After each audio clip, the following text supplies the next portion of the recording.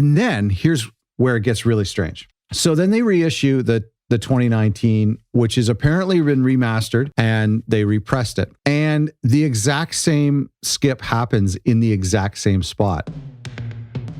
Hello and welcome to a new episode. My name is Scott, and today we're going to talk about Phil Collins vinyl. I'm so excited. I love talking about vinyl. I'm honestly like the physical component to listening to music, and for a lot of our older viewers, you probably only remember that time. But of course, today digital is far more ubiquitous, but physical product is so fun. Physical records are so fun. CDs, even tapes, and especially vinyl. And that's what we're going to talk about today is Phil Collins vinyl. Next week, we're going to dive into Genesis vinyl. And I'm really stoked about that because my Genesis collection goes much deeper on vinyl than my Phil Collins collection. And I have some really, really special items in that. So do all those things, the subscribe and get notified so that you don't miss next week's video talking about Genesis vinyl. But today, we're going to talk about Phil's vinyl. And see, what is interesting is like, I don't have any problem with streaming or digital. I find it super convenient. I've got no qualms with it. And I think there's a beautiful marriage between having physical records at our disposal, whether that's CDs or cassettes or vinyl, and marrying that with the convenience of digital. So when you're driving in the car, you have your Bluetooth, your phone, you can stream your whole catalog. And I've been listening to a lot of bootlegs recently and demo recordings that aren't available on vinyl or anywhere. And so to have those on FLAC or WAV or MP3 is kind of nice. And to go through music that way, streaming is awesome because you can dive into Mike and the Mechanics. You can dive into all of Tony's stuff. You can just dive into stuff that you don't have physically to experiment and to see what you like. But physical creates such, records create such an intimate connection between the listener and the music. I think there's something crazy about how on iTunes, when I'm working at my desk, I can just, press play on iTunes and hear, put on a record and it'll just play through, and then it'll automatically start playing another record or whatever. It's passive listening. Whereas listening to vinyl, I have to get off my butt on the couch and stand up and pick a record, visually pick a record, manually, physically pick a record, take it out, drop the needle, adjust the volume, and then stand back up in a couple minutes and do it again when I got to flip the side. So I think that creates like a actual, like, snaps you out of that trance that happens with streaming and with digital music. It snaps you out because you actually have to use your hands and your eyes to physically put a record on. So today we're going to talk about Phil Collins vinyl. I've got some cool things to show you. Maybe some rare stuff. There's not as much rare Phil Collins vinyl as there is rare Genesis vinyl. I'm always on the lookout for stuff, but because Phil was so popular in the 80s and 90s, like the used market is just flooded with Hello I Must Be Going and Face Value and maybe Buster. But I have some cool stuff to show you. The first thing actually is a 7-inch, and I don't collect 7-inches very much because they don't really fit well in my collection of records. And so I'm not a huge fan of 7-inches because they're so tiny, but this is one I got. It's One More Night, the single. The B-side is a song called I Like the Way, which is interesting. I hadn't heard it before. Phil and Daryl wrote it, apparently. It's a cool track. I got this because I was ordering another record on Discogs, and the seller had this One More Night 7-inch for like $2.50. And it wouldn't add anything to the shipping. So I was like, I'll just grab it. The artwork is kind of cool. So that was the only 7-inch. That's actually the only Phil 7-inch I have. And I'll grab more as I see them, the Atlantic Records ones, like the singles. But I'm a bigger fan of 12-inch singles, and we'll get into that in a minute. I also want to start with this record here, which is Tarzan on vinyl. And this was released on vinyl not too long ago, actually. What's the year? 2019. Yeah. So this is not very old. And it's horrible. I mean, obviously the record's great. The soundtrack is phenomenal. It's one of the most iconic Disney soundtracks. A couple years ago, maybe even a decade or more, Disney started releasing their soundtracks on vinyl, and they started with like The Little Mermaid and Beauty and the Beast, the super popular ones, and then The Lion King, then I think they started selling well. And so they do these picture discs, and they started to do everything from Pocahontas to The Hunchback to all of those 90s stuff and the new stuff too, Frozen and Moana.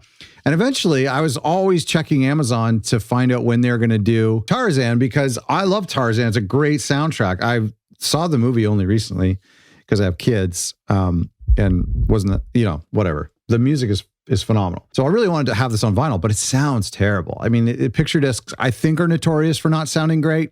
So it's not a nice record. Like, it comes in this generic case, and it's not one of the nice records in my collection. However, Disney has been repressing all of their classic soundtracks on a nice gatefold, like special edition for like $40 or $50. And it's, I think it's black discs. It's not picture discs.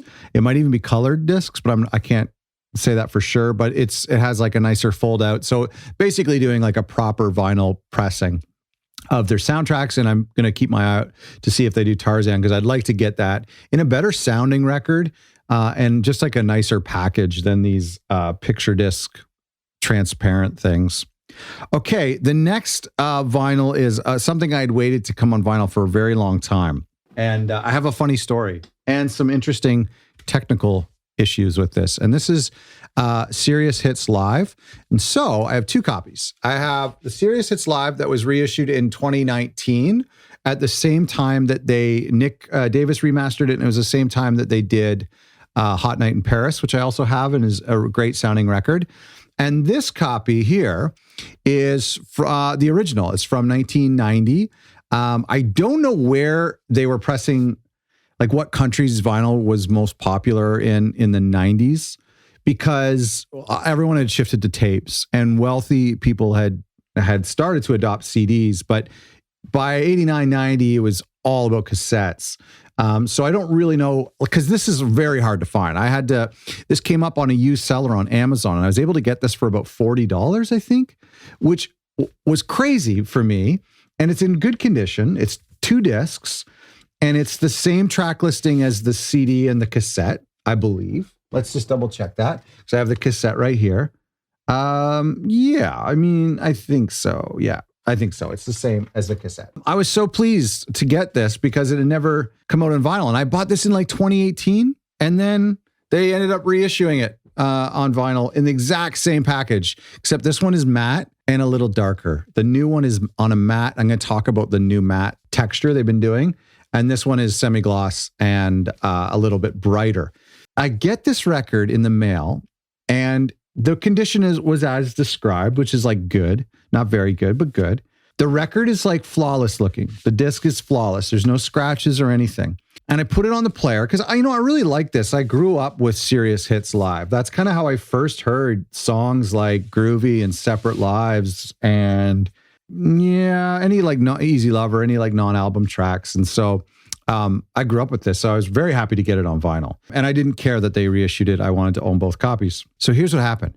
I'm playing this record, 1990 version, and there's skipping happening on the opening track. Something happened on the way to heaven. And I'm very disappointed because that sucks. And so I clean it, with a brush. I can't see any visible scratches or anything. And it happens again, maybe on the second track, maybe later in the record, but definitely happens on side B. There's certain spots. A couple of months later, I played on my friend's record player, and he has like and at the time I was using like an Audio-Technica, like a $150 player.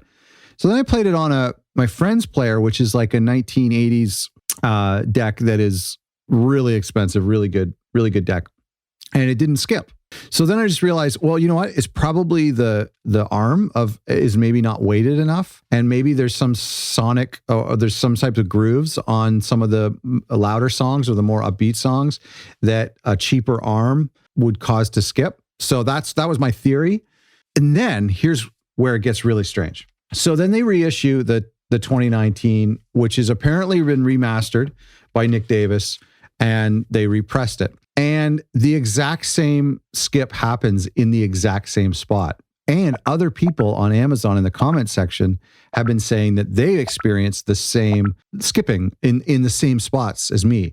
So how on earth does that happen in the exact same spot on something that's allegedly remastered? So remastered would mean they would make new plates and everything. So it pressed from scratch.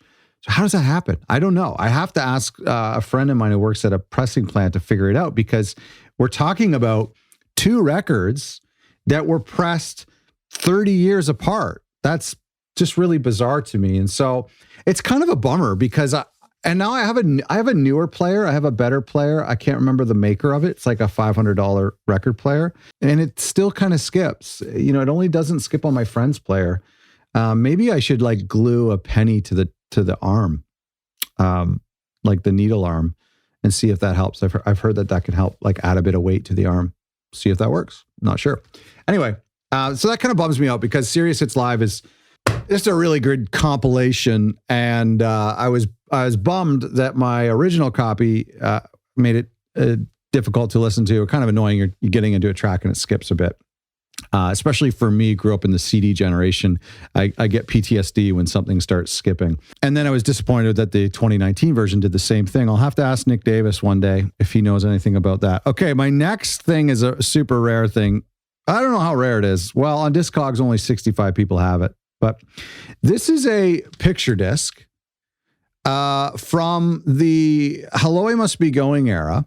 And it's got some weird pictures of Phil on either side and like a fake handwriting font. Well, here's what's really interesting. It's by a label called BAK, which stands for something. That's just their code. It's an interview. On either side, it's like an hour-long interview. So there's no music on here. This is a limited edition, made in England picture disc, but it's an unofficial release. I think it's kind of a bootleg. I got it for $15 at a used shop. I don't know the story about it, honestly. I think it's hilarious. I think it looks really cool. Interview is him talking about the tracks on Hello, I Must Be Going. I honestly haven't listened to all the way through it. I will one day. It's just kind of weird, like to listen to like an hour-long interview at my record player. I would rather listen to it as a podcast or something, but maybe I'll rip it one day. I don't know what the legalities of that is. But so the label, I can't remember. You can check on Discogs. Just search BAK 2020 Phil Collins. So it says BAK 2020. So my question is, was this pressed in 2020? I bought it in 2021. So it's entirely possible. And it's in good condition. It's very possible that this is like an unofficial release that was pressed recently. So I don't know the case of it. It says BAK 2020. That could be just their catalog ID, and it's just a coincidence that this is the 2020th record in their catalog. BAK stands for something longer. Check on Discogs. I'm sorry, I can't remember, but it's a cool thing to have in my collection for $15. I didn't mind it. I think it's cool. Now I want to talk about the 2016 Take a Look at Me Now reissues. And so if you remember, they remastered all of the records starting from Face Value all the way up to Going Back. And then they would eventually also do Hot Night in Paris and Serious Hits. But in the Take a Look at Me Now for the studio albums, it was Face Value all the way up to Going Back. Phil did the new album covers where he reshot his face, which is super cool. And then they pressed them to vinyl. And it was a super exciting time. They did like extended edition CDs. They pressed the regular track listing to vinyl.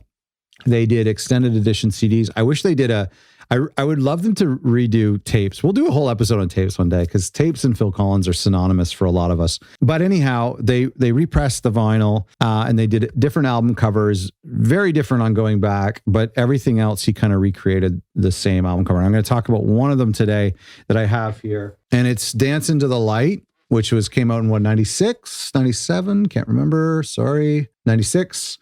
Great record. I've talked about this before. I love this record. These reissues, they sound really good.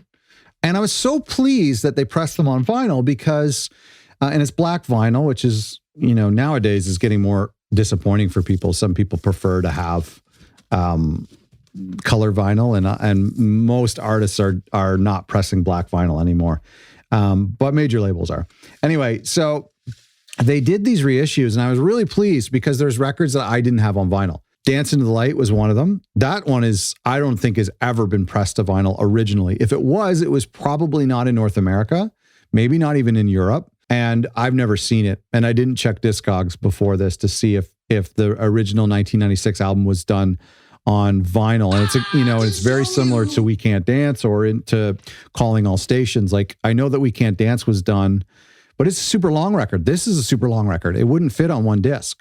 And it wasn't very kosher to do 2 discs back in the 80s and 90s. So, because, they're keeping the prices down. So, and we'll talk about that, a really cool thing in a second with But Serious. But it was really nice to finally in 2016 to get this record and Testify and Both Sides. And Both Sides does exist out there on vinyl. And I think it's 1 disc as well, maybe 2 discs. And I would love to find that. But, even if they did press Dance into the Light on vinyl or Both Sides, which I know they did, and We Can't Dance, which I know they did, but then anything after that, of course they didn't. But even if they had pressed them on vinyl, they'd be extremely hard to find. I've never come across Both Sides. I've never come across We Can't Dance. I've never come across Serious Hits Live in the wild. I found it on Discogs, but, in a record store, never. So, it is what it is. Same with, another one is The Way We Walk, which the live version of Genesis, which I'll show you next week. In the Genesis vinyl. Here's what I love about these. I love hate relationship with this reissue. I'll tell you why. They did them on these matte, a matte cover, which is not reverse board. Reverse board is different. Reverse board is where they print on the reverse side. So if you feel on the inside of any of your record jackets, if the outside is like semi-gloss or gloss, then the inside will feel like a rough paper. If the outside feels like rough paper, then the inside will feel like semi-gloss. That happens a lot on like modern indie rock records that people print on reverse board because it looks cool and it has a matte feel. This is different. This isn't reverse board. This is like a rubbery matte. And I don't know what it's called. I'll have to ask somebody who works at a print shop or a plant, but it makes it feel, it increases the perceived value, even though when you're shopping, you can't feel it because it's in cellophane, but it has like a squishy feel and it creates a really nice package. But I have a love-hate with it because it scuffs and dirties really easy. And the same for reverse board. When I'm manufacturing vinyl, I like to press on like white or gray paper because it has that like minimal look. But the problem with that is that it can scuff. And when it's in your record collection, it can take on the ink from the records next to it, or it just takes on dust. And it's sort of porous in a way. And so it absorbs dirt from your fingers and whatnot. So you can even see it less so on Dance into the Light and on a little bit on Testify and less so on Hot Night in Paris. And can you see that? Can you see that black forming along here? So that happens on my Both Sides copy is really dirty. And then the opposite happens on black. So on my copy of But Serious and on No Jacket Required, it starts to rub off a little bit. And so a little bit of like kind of gray shows. And it's just like not a huge deal. I still think it's worth it. The perceived value and just the cool texture feel of these rubber. I don't know if you can tell on video, but I was so happy about these. I listened to the 2016 records. I listen to records as my primary way to listen to music. I mean, Bluetooth, like on speakers and in the car and iTunes at my desk, of course. But when I'm listening to music, it's in the living room and it's on the turntable and it's vinyl. And so to have Both Sides, Testify, Dance on vinyl, obviously it's easy to get But Serious and Face Value, No Jacket and all that stuff. And even We Can't Dance, to have that's been reissued now on vinyl. So that's really nice. Speaking of But Seriously, this is really interesting. So this is the 2016 reissue. And you can see a bit of like the scuffing in white. I don't know if you can see that. This is another great record, also on black vinyl, and it's on double disc. Here's what's interesting. I want to talk about this. Here is a copy, an original copy. This would be a Canadian pressing of But Serious from 1989. And this would be the Take a Look at Me Now reissues from 2016 remastered. So this is the original. What's really interesting is for some reason, the track listing is vastly different on the 1989 pressing than it is in the 1989 cassette and on the 1989 CD. Remember, 1989 into the 90s, tapes were ubiquitous and CDs were on their way. in, and vinyl was on its way out. Now it's different from a lot of countries. Vinyl and tapes hung on a lot longer in South America and in Indonesia, but in North America and in Europe, there was an adoption of tapes and then CDs quicker, and so it's very strange to me. Here's the track listing. Okay, so Hanging Long Enough. That's just the way it is. That's on both records and on the CDs. Then it deviates to Find a Way to My Heart, which is normally the last song on the repressing and on CD, the original CD and tape. Find a Way to My Heart, then Colors, then Father to Son. That's all on side A. That's an interesting, and it's a good side A, but I like Find a Way to My Heart is the last track, and I like Father to Son as the second last track. So that's a weird side A. Side B on the original pressing is Another Day in Paradise, which is normal. And then Heat on the Street is left off completely. So is Saturday Night and Sunday Morning. So it goes Heat on the Street, All of My Life, Something Happened on the Way to Heaven, which is super weird. Do You Remember? And then I Wish It Would Rain Down was the last track. Isn't that bizarre? I don't know what the thinking was. I don't know what the mentality was. And then, of course, the original track listing that you would find on the original CDs and tapes is Hanging Long Enough. That's just the way it is. Do You Remember? Something Happened. Colors. I Wish It Would Rain Down. Another Day in Paradise. Heat on the Street. All of My Life. Saturday Night, Sunday Morning. Father to Son. Find a Way to My Heart. So Saturday Night, Sunday Morning, and Heat on the Street were left off of the original vinyl pressing. Why? I'll tell you why. Because vinyl can only hold about approximately 22 minutes per side before you start to run out of room, because they're cutting these grooves as you get closer to the center of the disc. You start to run out of room, so you can make the grooves smaller, which decreases the quality of the sound of the recording. And that's why they would put ballads usually on the end of side A and the end of side B and the end of records, because there's less bass frequencies and less upbeat music that would sound distorted as it got closer to the center of the record. And it's what sounds so great about these new reissues, and what's great on a lot of modern day records, where if the record is long, it's usually pressed to 2 discs, and that's why they cost more money. And so they just couldn't squeeze the whole record. I don't know how long But Serious is. I should have checked, but I don't think it would have fit. It's probably more than 44 minutes. And so I think you can get up to 26, 27 minutes, but you're really sacrificing sound quality. And so probably you would they put Father to Son at the end, and then I Wish It Would Rain Down at the end of side B. So because they're probably pushing the grooves. So that's just really bizarre, right? You would never see that today, where an indie artist would allow, or a record label would allow, a completely different version of the album, like missing tracks, to go on I've seen artists and labels do a different track listing on cassette, on like a new release cassette, or a different track listing on vinyl, just to make it fit on the sides better.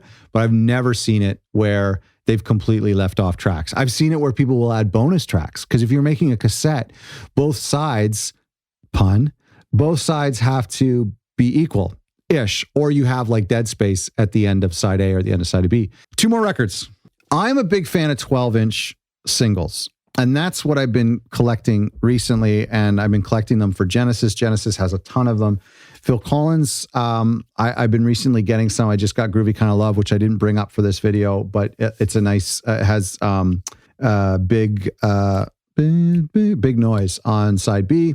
And it's a great record on 12-inch. But I've got 2 12-inch singles I want to show you here. And I like them because they usually have they're like kind of dance remixes, obviously. They're for DJs. They were more ubiquitous in the 80s because of like dance music and radio DJs.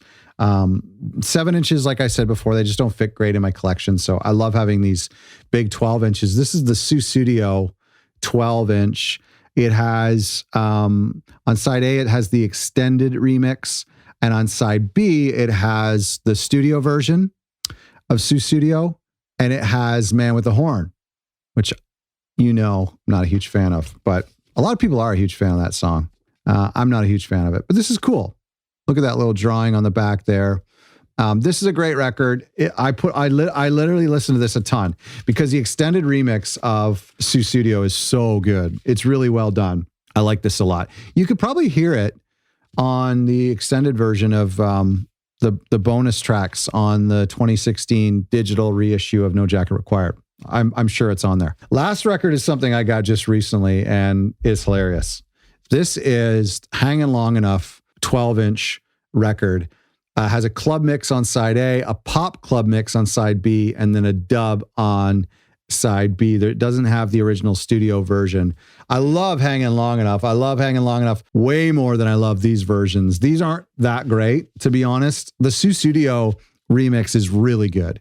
It's just literally an extended version. These get a little bit crazier. Look at the artwork on this. And guess what? Design by Phil Collins and two other people, but Phil Collins had his hand in this. Do you think he really spray painted it? Do you think they spray painted that for real? I don't know if they had Photoshop back then. Maybe they had some sort of rudimentary version of Photoshop, but isn't that kind of bad looking? That's what I love about it. So that's my Hanging Long Enough 12-inch. I'd love to get more 12 inches. What Phil Collins vinyl am I missing from my collection? Great question. Thank you so much for asking. I'd love to find an original pressing of both sides. I'd love if there was ever an original pressing of Dance Into the Light, which I now need to go Google. I would love that. There's a lot of Genesis that I'd like to get, and I'll talk about that in next week's video. I also, if they redo Tarzan, I think that would be great. And if Disney does Brother Bear, which I'm not a huge fan of, but as a completist, I'll probably get that. If they do a better version of Tarzan, that would be really nice.